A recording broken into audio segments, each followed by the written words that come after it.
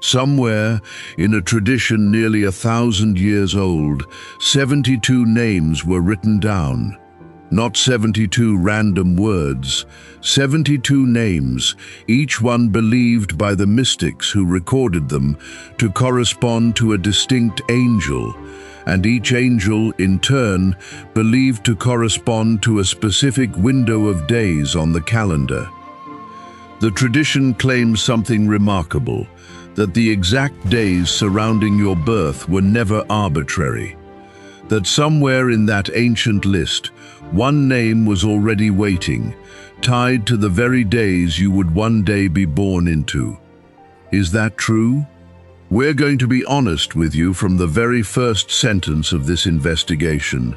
No historian, no archaeologist, and no biblical scholar can prove that a specific angel was assigned to your birth date in any way that could be independently verified.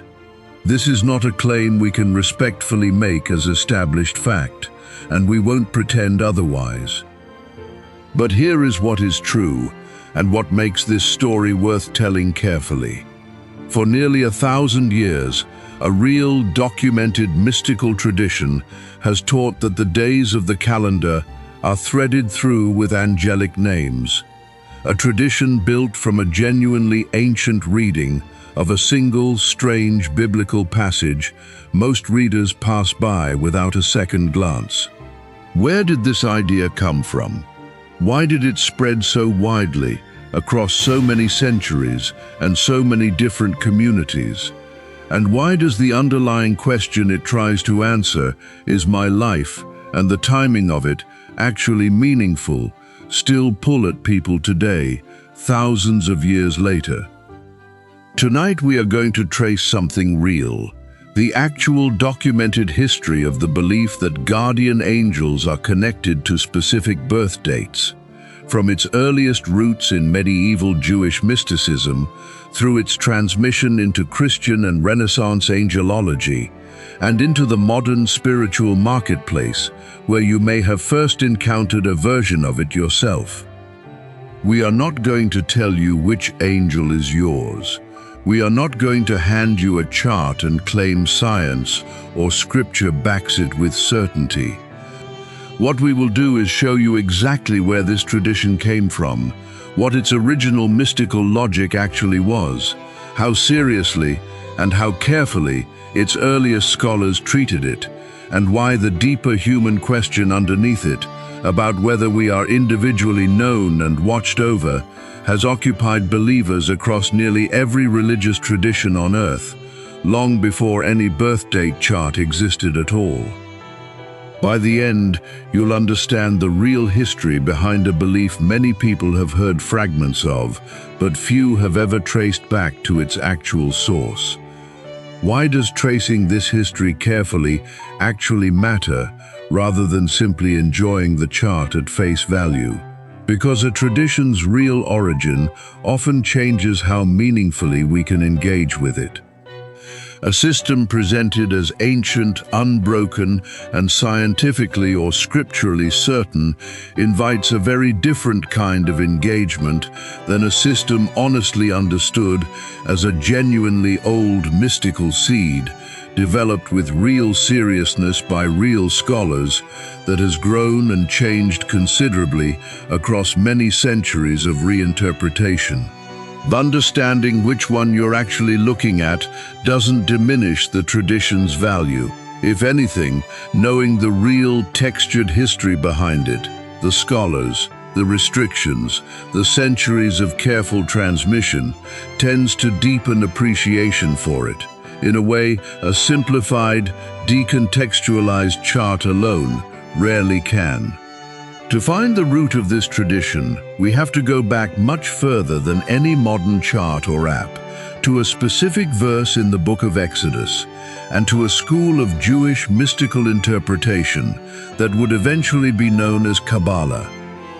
Exodus chapter 14 describes the moment the Israelites, fleeing Egypt, reached the edge of the Red Sea, with Pharaoh's army closing in behind them. In the Hebrew text, 3 consecutive verses, verses 19, 20, and 21. Each contain exactly 72 letters. This is a genuine, verifiable feature of the Hebrew text itself, not later invention. Medieval Jewish mystics, working within an interpretive tradition that treated the precise letters of Scripture as carrying meaning far beyond their surface sentence, noticed this unusual structural pattern and developed an elaborate method of reading the three verses vertically instead of horizontally. The first letter of the first verse, then the first letter of the second verse, then the first letter of the third verse, forming a new three-letter combination, then repeating with the second letters, and so on, 72 times in total. This method produced 72 distinct three-letter combinations, which practitioners of this tradition came to call the Shem HaMeforash, meaning roughly the explicit name, understood as 72 hidden names encoded within the moment of Israel's deliverance at the sea. This was not folk superstition invented casually. It emerged from a serious, highly developed intellectual and spiritual tradition, associated particularly with later Kabbalistic schools in medieval and early modern Spain, and later in the Jewish mystical centers of Safed, in what is now northern Israel, during the 16th century. These were communities of serious scholars, deeply versed in Hebrew scripture, Jewish law, and centuries of prior mystical writing, working within a framework that saw the Hebrew text of the Torah itself as a living structure, layered with meaning on multiple simultaneous levels. It's within this specific, documented intellectual world, not vague folklore, but a real, traceable school of interpretation, that the 72 names would eventually be linked, by later practitioners, to 72 guardian angels, and, later still, to the calendar itself. The community at Safed deserves particular attention here because it produced some of the most influential Kabbalistic writing in Jewish history. Figures like Moses Cordovero and especially Isaac Luria, working in this small mountain town in the 16th century, developed elaborate systems of Jewish mysticism that would go on to shape Jewish spiritual practice for centuries afterward, well beyond their own immediate community. These were not marginal figures operating outside mainstream Jewish life. Luria, in particular, became one of the most influential mystical teachers in Jewish history, and the schools of thought associated with Safed continue to shape Kabbalistic practice within various Jewish communities today. Understanding this pedigree matters, because it means the 72 names tradition did not emerge from an obscure or discredited fringe, but from serious centers of Jewish scholarship, whose broader influence on Jewish thought and practice is well documented and widely acknowledged by historians of religion. Here is where the tradition takes its next major step, and where careful historical distinction matters most. The 72 three-letter combinations drawn from Exodus were not originally presented in the earliest layers of this tradition as angel names at all. In the earliest Kabbalistic sources, they function primarily as sacred names of God, or as combinations used in meditation and mystical practice, believed to carry different qualities or attributes of divine action in the world: mercy, strength, judgment, healing, and so on. Over subsequent centuries, later practitioners of this tradition, along with later Christian scholars who became fascinated with Jewish mysticism during the Renaissance, increasingly associated each of the 72 combinations with a specific angelic name, typically formed by attaching the divine suffix El or Aya, both meaning roughly "of God," to the three-letter root, producing a list of 72 named angels, each traditionally understood to govern a particular domain of protection, guidance, or spiritual quality. It was this later development, angels rather than abstract divine names, that eventually made the system attractive for a further, and historically more recent, elaboration, mapping each of the 72 angels onto a specific 5-day period of the solar calendar, since 72 periods of 5 days divide the days of the year with reasonable evenness. Under this system, whichever 5-day period contains a person's birth is said to correspond to a particular one of the 72 names, and by extension, a particular governing angel. It's important to say clearly, this specific calendar mapping step is a considerably later addition to the tradition, not something found in the earliest Kabbalistic sources themselves, which were primarily concerned with meditation, divine names, and scriptural interpretation, rather than personal horoscope-style assignment. Tracing exactly when and by whom the birth date mapping was first formalized is difficult, since it developed gradually across various esoteric and occult writings in the following centuries, rather than emerging from one single identifiable source. But the underlying instinct behind that later addition, the desire to feel that the exact timing of one's birth is not arbitrary, but is woven into a larger, meaningful order, reaches back much further than any calendar chart, into a much older and more widespread human conviction. It's also worth noting how the 72 names were traditionally organized within the mystical system itself, because the structure reveals something about the tradition's original ambitions.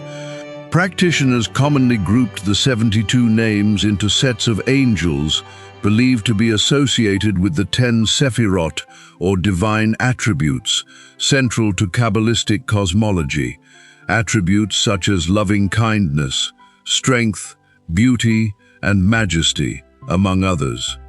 Under this framework, each name was understood not merely as an isolated label, but as a specific expression of one of these broader divine qualities, meaning the full system was originally conceived as a detailed, interconnected map of divine attributes made accessible through contemplation, rather than a simple one-to-one lookup table matching angels to individuals.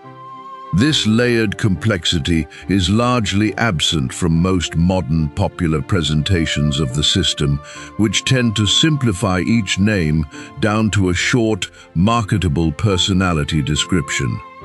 Long before any specific birth date system existed, in Jewish and Christian tradition alike, the broader idea of a personal guardian angel already had deep, well-documented roots. The Hebrew Bible contains scattered references to angels sent for protection and guidance, including a striking passage in Psalm 91 describing God commanding his angels concerning the faithful, to guard them in all their ways. The book of Daniel describes specific angels, named Michael and Gabriel, associated with particular roles and particular nations, suggesting an early conception of angels assigned to specific tasks and spheres of responsibility, rather than functioning as an undifferentiated angelic mass. In the New Testament, Jesus himself, in the Gospel of Matthew, refers to the angels of children who continually see the face of the Father in heaven, a passage many later Christian interpreters, across many centuries, would come to read as at least implying some form of personal angelic guardianship, though scholars note the passage itself does not explicitly use the later technical language of guardian angels that would develop afterward. The Book of Acts records a scene in which early believers, encountering Peter after his miraculous release from prison, initially assume they are seeing his angel, suggesting the concept of a personally associated angelic figure was already circulating as an accepted, unremarkable idea within first-century Jewish and early Christian thought, worth noting almost in passing rather than needing explanation. By the time of the early Church Fathers, several prominent theologians, including Origen and later Jerome, wrote about the idea of personal guardian angels with increasing confidence, and by the medieval period, the doctrine had become widely, though never officially or dogmatically, accepted across much of Christian tradition. Thomas Aquinas, writing in the 13th century, devoted serious theological attention to the question of guardian angels within his broader treatment of angelic beings, treating it as a reasonable, though not strictly provable, extension of God's providence toward individual human beings. So the core conviction that each person may be watched over by a specific angelic presence was already ancient, already widely discussed by serious theologians, centuries before anyone attempted to connect that conviction to a specific calendar date. This conviction also had close parallels in the wider religious world surrounding early Judaism and Christianity, worth noting for context rather than as a claim of direct influence. Zoroastrian tradition in ancient Persia, for instance, developed an elaborate concept of the Fravashi, a kind of protective spiritual guardian associated with each individual soul, present from before birth. Some scholars have suggested that Jewish angelology, particularly the more elaborate systems that developed during and after the Persian period, may have been shaped in part by extended contact with Zoroastrian religious thought during the centuries of Persian rule over Judea, though the precise nature and extent of that influence remains genuinely debated among historians of religion. What's clear, regardless of how that specific scholarly debate is resolved, is that the broader human instinct toward believing in a personal, protective spiritual presence was not confined to any single ancient culture, but appeared, in various forms, across many of the religious traditions surrounding the ancient Near East. The next major turning point in this story arrives during the European Renaissance, a period of intense, often genuinely scholarly fascination among Christian intellectuals with Jewish mystical texts, including the Kabbalistic tradition of the 72 names. Figures like the Italian scholar Pico della Mirandola, writing in the late 15th century, and later the German writer Heinrich Cornelius Agrippa in the early 16th century, actively studied and wrote extensively about Kabbalistic angelology, blending it with classical astrology, Neoplatonic philosophy, and their own Christian theological framework, in an intellectual movement historians now generally call Christian Kabbalah. This period is genuinely significant for understanding how the tradition eventually reached the form many people encounter today, because it was largely through these Renaissance scholars and the later occult and esoteric writers who built directly on their work across the following centuries that Kabbalistic angel lists became woven together with astrological and calendar systems already popular in European culture, producing, gradually, hybrid systems that combined genuinely ancient Jewish mystical sources with considerably later European astrological frameworks that had no direct connection to the original Kabbalistic material. It's worth being direct about this layering because it matters for how we responsibly evaluate any modern chart claiming to reveal your guardian angel by birth date. What you are looking at, historically speaking, is not a single unbroken ancient tradition handed down intact from Exodus to the present day. It is a genuinely ancient core The 72 names drawn from a real documented feature of the Hebrew text that has passed through many centuries of reinterpretation, blending, and especially in more recent decades, commercial repackaging for a modern spiritual marketplace, often stripped of its original Kabbalistic context and scholarly caution entirely. That doesn't make the tradition worthless or its long history any less genuinely fascinating. But it does mean the confident, personalized claim, "This exact angel was assigned to your exact birth date," reflects a modern packaging choice, built on top of an ancient source, rather than a claim the earliest Kabbalists themselves would have made in quite that individualized, deterministic form. Agrippa's own work is worth dwelling on briefly because it became one of the most widely copied and influential sources for later European angelology, shaping how the 72 names would be transmitted for centuries afterward. His major work, commonly known as 3 books of occult philosophy, compiled angel names, astrological correspondences, and mystical number systems from a wide range of earlier sources, presenting them together in a systematized reference format that later writers could draw on directly.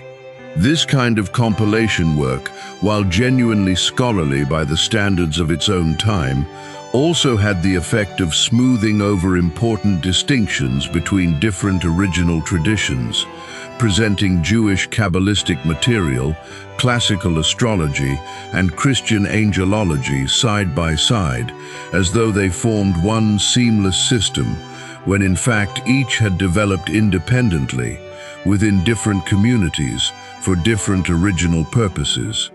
Much of what circulates today as a single unified guardian angel by birth date system traces back, at least in part, to exactly this kind of Renaissance-era compilation and blending. It's worth pausing here to correct a common modern misunderstanding, because the earliest Kabbalistic practitioners who developed this system approached it with considerably more caution and considerably more spiritual seriousness than most popular modern presentations suggest. Within traditional Kabbalah, engagement with the 72 names was never treated as casual fortune-telling or simple personality typing. It was considered advanced mystical practice, traditionally restricted to serious, mature students of Jewish law and mysticism, often with age and study prerequisites attached, precisely because these communities believed working with divine names carried real spiritual weight and real spiritual risk if approached without proper preparation and humility. The purpose of meditating on one's associated name within this tradition was never primarily about receiving a fun personality description or a marketing-friendly spirit animal-style label. It was understood as a tool for spiritual refinement, a way of focusing sustained attention on cultivating a particular divine quality or virtue the practitioner needed to develop, whether patience, courage, humility, or discernment, using the associated name as a kind of contemplative anchor for genuine inner spiritual work. This context matters enormously for understanding the honest gap between the tradition's original spiritual seriousness and its considerably lighter, more consumer-friendly modern presentation. The 72 names were never originally meant to function as a quick, entertaining way to learn a fixed fact about yourself. They were meant to function as a lifelong spiritual discipline, requiring sustained practice, humility, and guidance from a qualified teacher. A purpose considerably more demanding and considerably more serious than most modern birth date angel charts suggest or require of the people using them. Traditional Jewish teaching on this point was often quite explicit and quite strict. Some classical sources associated with this mystical tradition suggested that serious study of works like the Kabbalah's foundational texts should be reserved for individuals of a certain age and a certain level of prior grounding in Jewish lore and study, out of concern that engaging with this material without adequate preparation could lead to genuine spiritual confusion or harm rather than benefit. Whatever one makes of that specific restriction today, it reflects a tradition that took the seriousness of this material far more cautiously than a typical modern presentation, which often invites total newcomers to look up their angel within seconds, with no preparation, no context, and no sense of the discipline the original tradition considered essential. So where does this leave us? After tracing the tradition carefully back to its actual documented roots, we cannot, responsibly, tell you that a specific named angel was assigned to your exact birth date as a matter of historical or theological fact. That particular claim, in its modern, individualized form, reflects centuries of gradual reinterpretation, blending with astrology, and more recent commercial simplification, layered on top of a genuinely ancient mystical source that originally served a very different, more demanding spiritual purpose. What we can tell you honestly is that the deeper question underneath the chart is the exact shape and timing of my life actually meaningful or simply arbitrary, has occupied serious religious thinkers across an extraordinary span of history. It shaped a medieval mystical tradition serious enough to require years of preparation before study. It shaped a widespread, centuries-old Christian doctrine of personal angelic guardianship, discussed carefully by some of the most rigorous theologians in Christian history. And it continues, today, to shape why millions of people are drawn to a modern chart, even when, if asked directly, many of them would readily admit they aren't entirely sure it's literally, provably true. It's worth adding one final, practical note of honest caution. Because this tradition has passed through so many centuries of blending with astrology and later commercial reinterpretation, the specific angel names, date ranges, and personality descriptions found on different modern websites and apps frequently disagree with one another, sometimes significantly, even when each claims to represent the same original 72-name system. This inconsistency itself is telling. A tradition rooted in a single, stable, documented ancient source would be expected to produce more consistent modern results.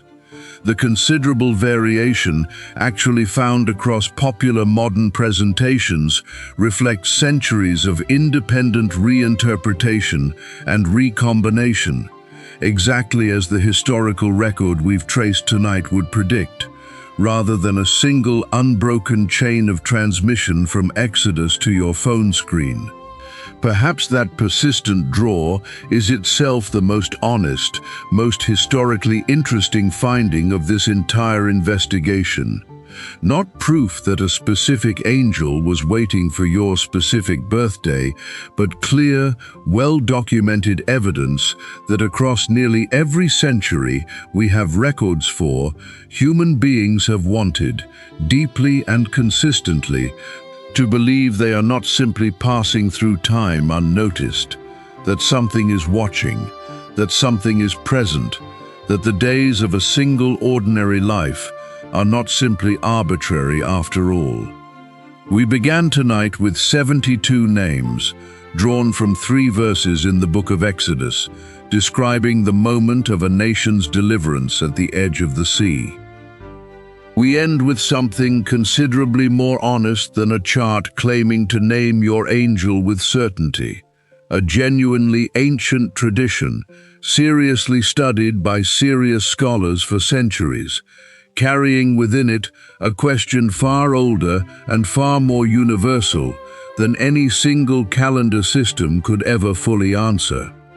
Scripture itself, across both Jewish and Christian tradition, never gives us a definitive, individualized list, matching every human birthday to a specific named guardian.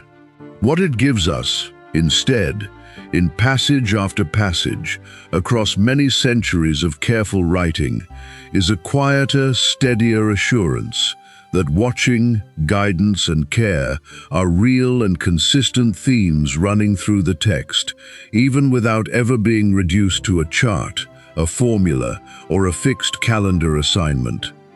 Perhaps that is the real answer hidden behind the mystery of your birth date, not a single name you could look up and claim with certainty as your own, but a far older, far more consistently attested conviction carried faithfully across 3,000 years of Jewish and Christian reflection, that however ordinary or unremarkable a single human life may sometimes feel from the inside, serious religious tradition, again and again, across many centuries and many communities, has insisted that it is genuinely, carefully seen. 3 verses in the book of Exodus, 72 letters read in an unusual direction by mystics who believed the text itself was alive with meaning. Centuries of careful scholarship, careful restriction, and careful transmission, followed by centuries more of blending, borrowing, and eventual simplification into the chart form many encounter today. That is the real, documented journey behind the question this investigation set out to answer. Considerably longer, considerably more layered, and, in its own way, considerably more remarkable than any single birth date chart could fully capture on its own.